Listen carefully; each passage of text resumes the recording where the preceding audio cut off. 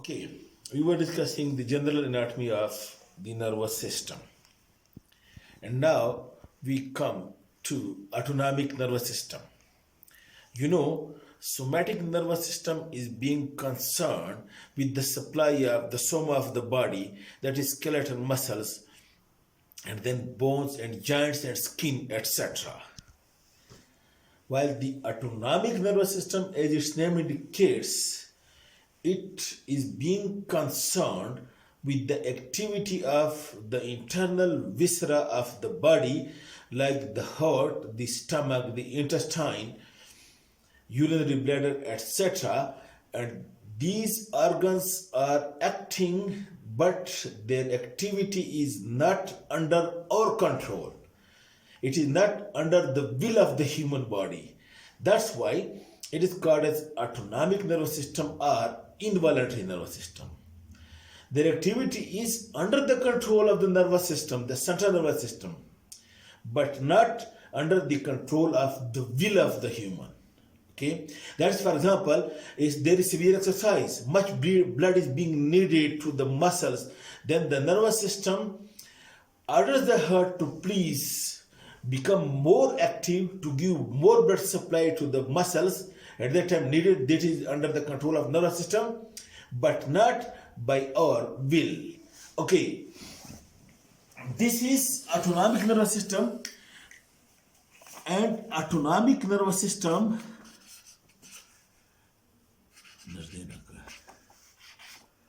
is then being divided into two: sympathetic and parasympathetic. Note, autonomic nervous system or involuntary nervous system are the system of the nerves being concerned with the activity of those organs which are not under the control of the will, that is being divided into two: sympathetic and parasympathetic. Note the point. The name sympathetic, which is given to the system, that is actually not sympathetic, that is actually non-sympathetic, because it is the system being concerned with the fight, terror, and emergency condition, while the parasympathetic system is being concerned with normal, when there is no special activity and neither any flight or any fight is being done. That is being controlled at that time by the parasympathetic, while in condition of emergency and fight, the system is being controlled by sympathetic. That's why it is actually not sympathetic, but it is actually non-sympathetic. Okay, in general, to know the functions of the sympathetic and parasympathetic, look at this chart. I told you that sympathetic is the system of fight. You are standing in front of the enemy, while the parasympathetic is actually the system of comfort and stability. So, when you are standing in front of the enemy, what will be your heart rate? Definitely, it will be increased. Sympathetic increases the heart rate, while the parasympathetic, in relaxed condition, you are sitting quite normal, heart rate will be normal. The blood pressure, when you are standing in front of the enemy, the blood pressure increases, and in relaxed condition, the parasympathetic, that is the parasympathetic, normalizes the blood pressure. Then when you are standing in front of the enemy, how will be your face? It would be pale. That is because of the blood vessel gets constricted. This is vasoconstriction being done by the sympathetic nerves. Sympathetic nerves are motor for blood vessels. That is vasomotor or vasoconstrictor. That's why the face become pale. While the parasympathetic, when you are in less condition, your face is flushed. That's why they are vasodilators. Okay, but note the point at this time that when the heart rate is increased and you are in the condition ready for fighting, at that time the blood needed by your heart as well and by your muscle would be more than normal condition. That's why the sympathetic is vasomotor or vasoconstrictor for the blood vessels, but for the blood vessels of the heart and for the blood vessels of the skeletal muscles, it is not vasoconstrictor but vasodilator, so that during condition of exercise and fight, more blood is being given to the heart, to the brain, and to the skeletal. Otherwise, the sympathetic is vasoconstrictor, while the parasympathetic is vasodilator. That's why during relaxed condition, your face remains flushed or red. And then your mouth remains dry. When you are standing in front of an enemy, your mouth becomes dry. That is the sympathetic. The sympathetic is inhibitory for salivation. While the parasympathetic, the one you are quite relaxed, your mouth is moist, that is saliva. Salivary glands are being, the glands are the parasympathetic is secretomotor for the salivary glands. At this time, you must one another point. Note, the parasympathetic is secretomotor for all the glands except the sweat glands. Okay? This part also must be clear to you. For the sweat glands, because in front of the enemy, you start sweating. And that is because the sweat glands are being stimulated by sympathetic, and at this time your sympathetic system is being stimulated. That's why the sympathetic is secretomotor for the sweat gland. Otherwise, for almost all the glands, the parasympathetic is secretomotor. Then the pupils. What is the effect of pupil? Upon the pupil, the sympathetic and parasympathetic. Note one point. Standing in front of enemy, वो कहते हैं ना कि आंखें निकाल लेते हैं उसी की वजह से. So pupils are dilated, and sympathetic causes pupillary dilatation, while the parasympathetic causes constriction of the pupil. And this you would remember this way: standing in front of enemy कि भाई आंखें निकाल लो. So that is dilatation of the pupil. While the parasympathetic causes constriction of the pupil and accommodation of the lens. For example, as you are studying. Or you are studying, you are quite relaxed, studying a newspaper, then your pupil will be constricted and the lens will be accommodated. That is the function of parasympathetic. Then the sweat glands, again I told you, the sweating is being increased by sympathetic, while in parasympathetic case the sweating remains normal. And then hairs, in condition of fright or condition of strange happening, what happens? कि बाल खड़े हो जाते हैं. Pylo erection of the hair follicle or hairs. So the sympathetic causes pylo erection. So sympathetic is motor for the sweat glands, secretomotor. It is motor for the hair follicle, pylo erector. Okay. While in parasympathetic condition, the hair remains normal. And then when you are relaxed and you are having breakfast, for example, on the weekend, what happens? What will be condition of the heart, the stomach and intestine? They will be start contraction and functioning. And at the same time, when the stomach contracts, the sphincter must be relaxed so that the food can go forward. So it means that the parasympathetic is motor for the smooth muscles of the viscera, and it is inhibitory for the smooth muscles of the veils or sphincter. For example, pyloric sphincter, celiac sphincter, okay, etc. While the sympathetic, when you're standing in front of an enemy, the organs are being quite, they are not active. But the sphincter must be closed so that at that time, it's not the time for urination. That's why the sphincter must be closed. So, the sphincters, for example, urethral sphincter, the pyloric sphincter, the celiac sphincter, etc., the sympathetic is motor or activator, while the parasympathetic is inhibitory. This is in general the functions of the sympathetic and parasympathetic.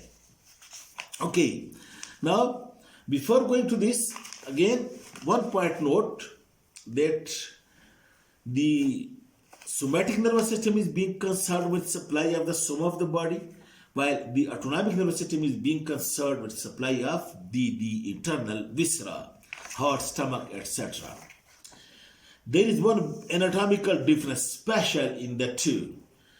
In the somatic nervous system, the nerves originate either from the brain, cranial nerves, or from the spinal cord, spinal nerves. Their nuclei are the central connector cells, which are either motor or sensory. It lies in the brain and in the spinal cord, and from those cells or neurons, the nerve come out, and whether sensory or whether motor, it directly goes to the target organ. Okay, for example, the muscles of the upper limb and lower limb. Okay, in the same way, in the spinal cord, the spinal nerves originate, and they go directly to the soma, that is to the muscles, the skeletal muscle, to the bones and to the joints. While in autonomic nervous system, note the point specially, whether it is spinal or whether it is cranial, the nerve, for example, this neuron which lies in the brain or in the spinal cord, from this, the autonomic nerve which originate, then this autonomic nerve which originate, it do not reach to the organs, that is to the smooth muscles of the intestine or to the stomach, but on the way they first relay in a ganglion. You know what is ganglion? It is the collection of neurons outside the central nervous system, that is ganglion, and collection of neurons inside the central nervous system, that is the nucleus or center or connector cells. So the first relay in the ganglion, and after the ganglion, again the fibers originate. These are called as postganglionic fibers. These are called as preganglionic. These are preganglionic. These are postganglionic. This is preganglionic neuron. This is postganglionic. This is neuron. And then this postganglionic fibers, nerves, which after relay in the ganglion, they would supply the intestine or the stomach, etc., and then they would work. Otherwise, if the autonomic nerve is not relayed in the ganglion and coming out from the central connector cells which is present either in the brain or in the spinal cord, and if originating from the central cell, it directly reaches to the target organ, for example the intestine, then the muscles in the intestine are normal. The nerve is also normal.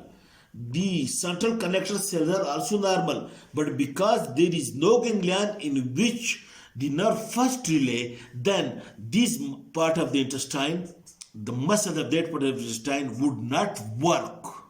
It will not function. For example, a condition which is called as congenital megacolon. Congenital megacolon are also called as Hirschsprung disease. Hirschsprung disease, in which in some part of the intestine, especially the descending colon and maybe part of transverse colon, there is no ganglion in which the nerves can relay, and then the postganglionic nerve should reach to the muscles, because there is no ganglion, and that's why the nerves reach to the muscles, but without relay. That's why that part of the intestine do not function, they do not contract. So the point is that the somatic nerves have one neuron and then directly to the target organs, while the autonomic nerves, first neuron present in the central nervous system, another neuron present outside the central nervous system, either in the sympathetic chain or in the wall of the viscera, or So in the head and neck, there are some ganglia which are present also outside the viscera. There are 4 ganglia present there. This I will discuss in the other detail. Okay. Now we come to the sympathetic nervous system. Okay. Sympathetic nervous system. The function of sympathetic nervous system, it is a system of fight, flight, and terror, and strangeness. Okay, and it prepares the individual muscles, heart, and everything for the fighting conditions. It inhibits this. It stimulates the sphincter so that the sphincter do not get relaxed. Okay, so where is it present? Note the point. In the somatic nervous system, the motor neurons are present in the brain and in the spinal cord. Okay? While in sympathetic nervous system, note the point that sympathetic nervous system is the central or connector cells, or the central nervous system part of the sympathetic system is only present in the lateral horn cell of the spinal cord, and only in the thoracic and L1 and L2 segment of the spinal cord. Note this statement which I did, and now I explain. Okay, the spinal cord, present. It is present in this spine, the vertebral column. That's why it is a tubular structure like that, exactly, and continues with the brain through the medulla oblongata, and present in the spinal cord, which is a tube-like. And it consists of the part of the spinal cord present in the cervical region, the part present in the thoracic region, the part present in the lumbar region, and in the sacral region, and in the coccygeal region.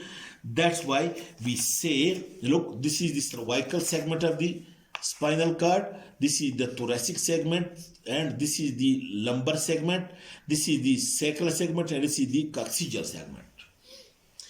And look, the spinal cord is then being divided into 31 segments, and one segment actually means a small piece of the spinal cord which gives origin to one nerve on the right side as well as on the left side. This is that small piece of the spinal cord that is being called as one segment. In this way, there are 8 cervical nerves of the spinal cord, 12 thoracic nerve of the spinal cord, 5 lumbar nerve, 5 sacral, and 1 coccygeal. The same are the segments of the spinal cord. 8 segments of the spinal cord, 1, 2, 3, and this way. 12 segments of the thoracic region, 5 segments of the lumbar, 5 segments of sacral, and 1 coccygeal. Total 31. And one segment is that small piece. Look, this piece from which the cervical one nerve will originate. Before going into sympathetic system, again, when you do a cross section of the spinal cord, you will note that inside the spinal cord, the gray matter of the spinal cord is being arranged not like this, but in a way that, look, the cells are being arranged like this. Look, like this, so that it is having like this. Look, one process extending like this, one like this, and over here are present these neurons, and this is being called as ventral root of the spinal cord, ventral horn of the spinal cord, or anterior horn, and this is called as posterior or dorsal horn of the spinal cord. Horn means that small piece in which the neurons are lying, and the neurons lying over here, these are being called as posterior horn cells. Means nothing that the cell which are present in the posterior horn, and these anterior horn cells means nothing but the cells which are present in the anterior horn. Now what happens, that the fibers which originate from the anterior horn, these are motor in function because these neurons are motor, and the fibers which originate from the dorsal or posterior horn, these are sensory in function because the cells are sensory, and these two unite with one another inside the vertebral canal, and one nerve is being formed which consists of sensory fibers and motor fibers. Sensory fibers coming from the posterior horn cells and motor fiber coming from anterior cells, and then one nerve is being formed which come out from the spinal cord like this, and each nerve consists of sensory and motor fibers. Okay, but note the point that the segment of the spinal cord in the thoracic region and the segment of the spinal cord in the lumbar region, over here when you do lumbar 1 and lumbar 2 region, only from here from thoracic to lumbar 1 and 2 in this segment, if you draw a cross section,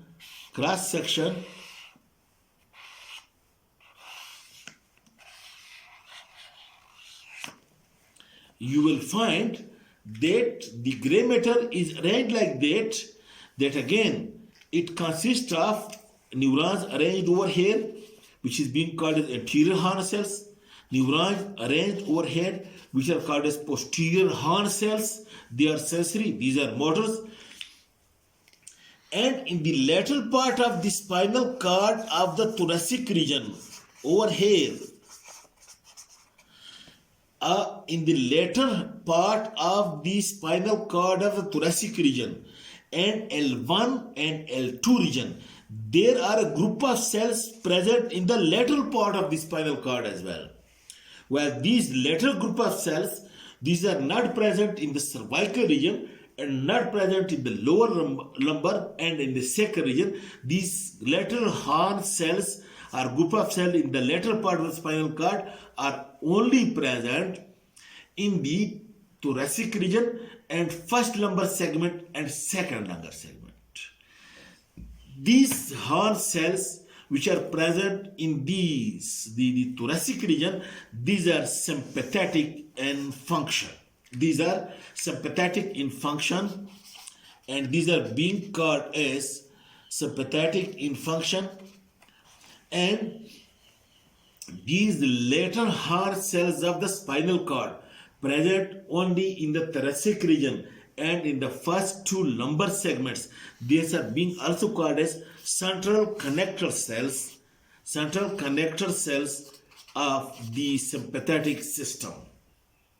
Okay, now what happens before going to detail in this more?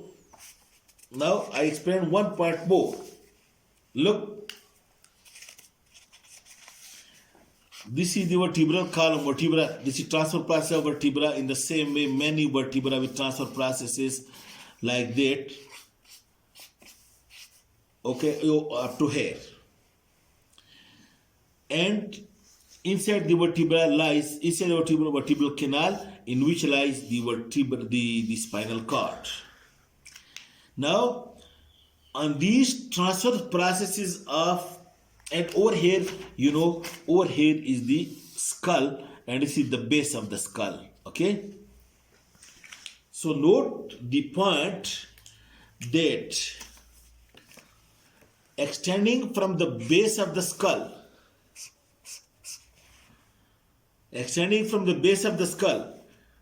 till over here, till the coccyx, there is one chain. Sorry, this is not working properly. This is one chain, that is nerve fibers with a ganglion, and then nerve fibers and ganglion, and so on both sides of the vertebral column. On the posterior wall of the thorax and abdomen, there is one chain, like the chain like the chain of tasbih, in which there is the one fiber in which the tasbih are being put. In the same way, on each side of the vertebral column and the posterior thoracic wall and the posterior wall of the abdomen, is lying one chain having ganglion and nerve fibers, and the ganglion are all being connected with nerve fibers. This is being called as sympathetic chain. Sympathetic chain are also being called as sympathetic trunk. This lies on each side of the vertebral column, and it consists of ganglion being connected with one another by the nerve fibers, and that's why it is being called as the sympathetic chain and sympathetic ganglion. This sympathetic ganglion consists of, as I told you, the ganglion and the fibers, and it is said that 3 ganglion are present in the cervical region. In the cervical region over here, only 3 ganglion, that is superior, middle and inferior. 3 ganglions, superior, middle and inferior. And it is said that actually the number of ganglion is the same as the number of the nerves. But there is fusion of the nearby ganglia with one another. So it is being assumed, it is being said that the upper 4 cervical ganglia, upper 4, unite with one, fuse with one another to form the superior cervical ganglia. The middle 2 unite with one another to form the middle cervical ganglia, and the lower 2, total are 8, unite with one another to form the inferior cervical ganglion, and inferior cervical ganglion usually unite with the T1 ganglion, usually, and combined it forms inferior cervical ganglion or stellate ganglion, star-like ganglion. This is also being called a stellate or star-like ganglion.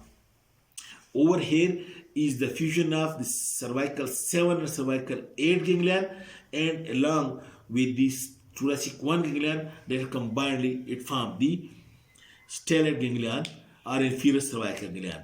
And then it is said that in the lower part of sympathetic chain, in the thoracic region there are 11, and the lumbar region there are 4, and the sacral region there are 4, and the coccygeal region over here there is 1, in which the 2 sympathetic chains are being united over here at this ganglion. It is also called as ganglion impar. The lowest ganglion in which the 2 chains being unite. So in this way, in the cervical region there are 3 sympathetic ganglion, and the thoracic and lumbar and sacral region there are 1 ganglion deficient to as the number of the nerves. That is, the lumbar nerves are 5 and ganglion are 4, or so on. Okay, now what happens again? Now come to this area. Look again.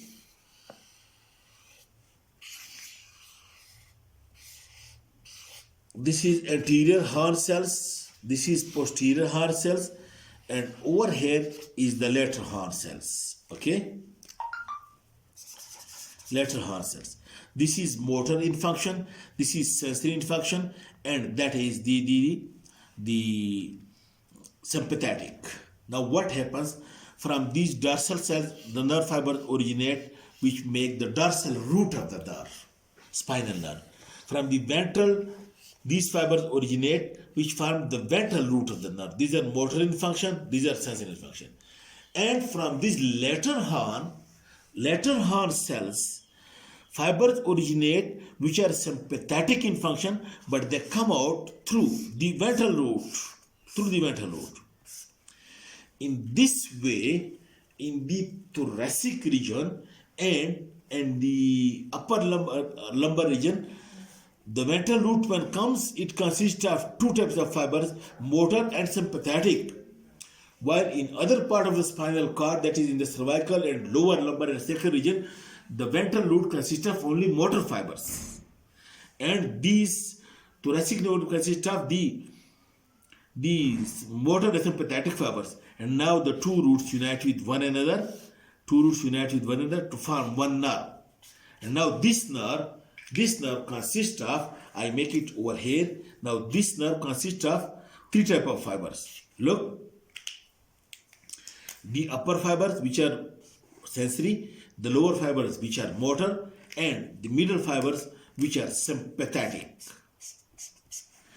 Okay, and now you know over here is present the sympathetic chain with its ganglion.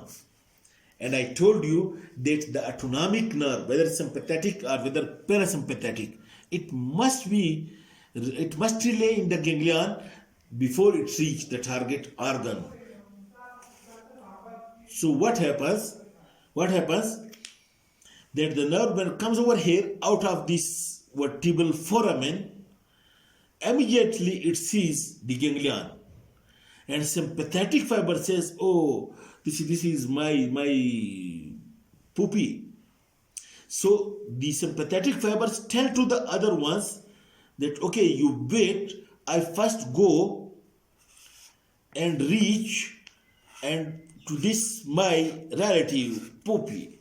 So these sympathetic fibers leave the spinal nerve and enters into the ganglion and relay over here.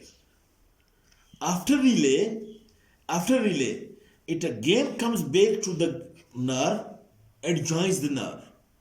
So the part of the fibers coming from this central connector cells in the lateral horn till it reach to the ganglion, these fibers are called as preganglionic,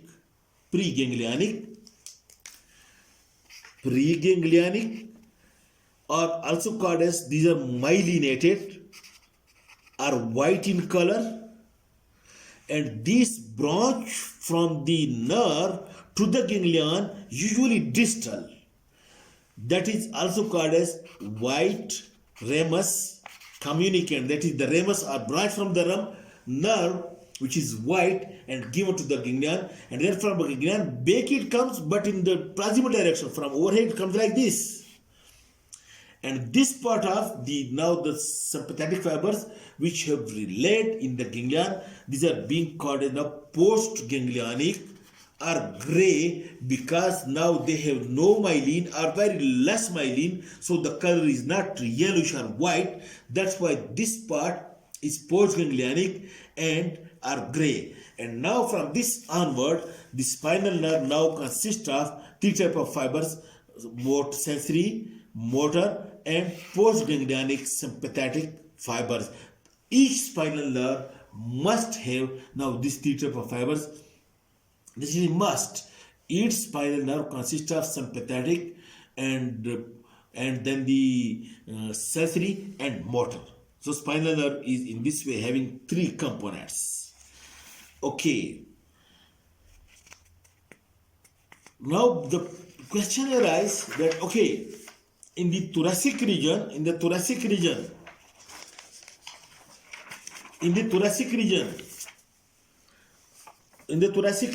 is present the lateral horn, and in the number 1 and 2 region, that is present the lateral horn. So thoracic 1 to 12 nerves, and L1 spinal nerve and L2 spinal nerve, that will receive the preganglionic fibers from the lateral horn cell in the spinal cord, and then the postganglionic fiber from the ganglion itself.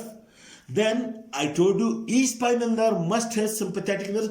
Then where from sympathetic fibers are coming to the cervical region and to the lower lumbar and sacral. Note this part. कहाँ से आते हैं? Okay. Now look.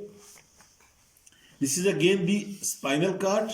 This is thoracic segment, and this is L1 and L2. That is thoracic segment 12. And over here is a sympathetic chain in the cervical region, and then in the thoracic region the cervical chain, the sympathetic chain, and in the lumbar region and sacral region, and so on. Now what happens? The sympathetic fiber that comes out from the lateral horn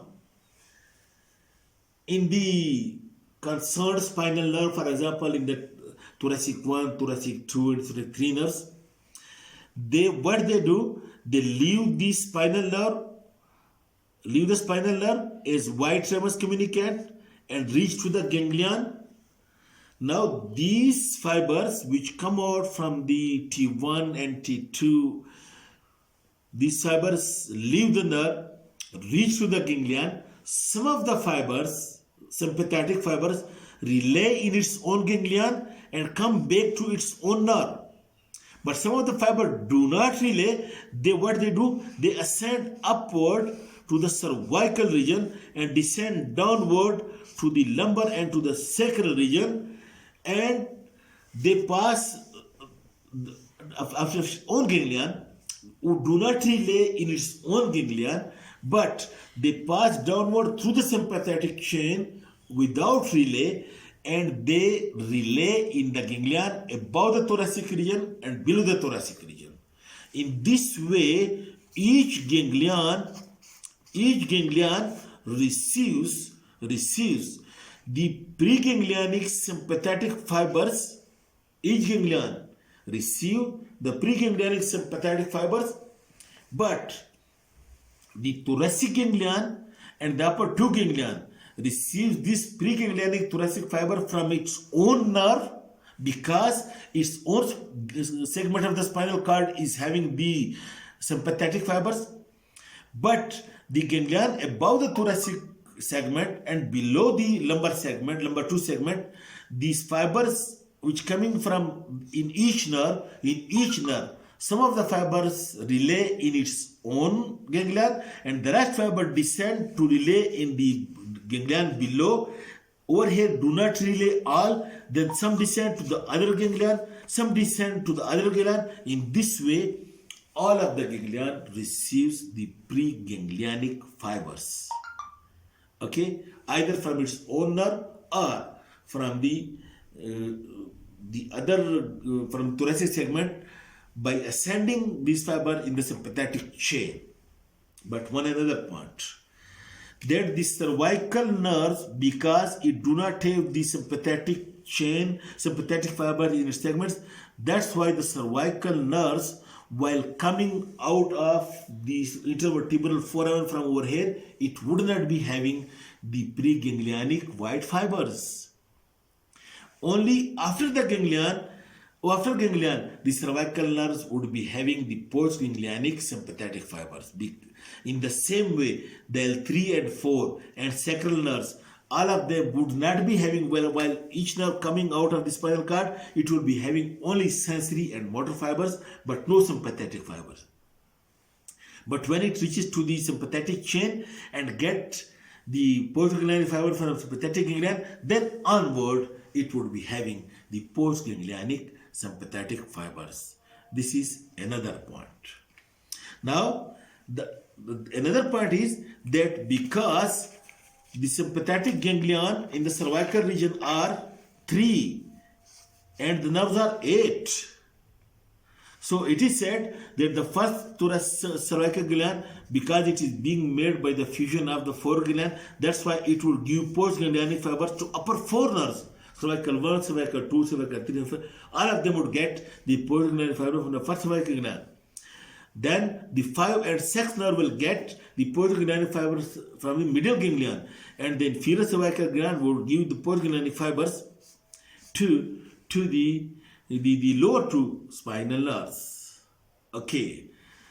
Then the more discussion that what are the distribution of the fibers of the sympathetic chain, I think I should do in the next lecture. This would be sufficient priority to be digested by you for today. Thank you.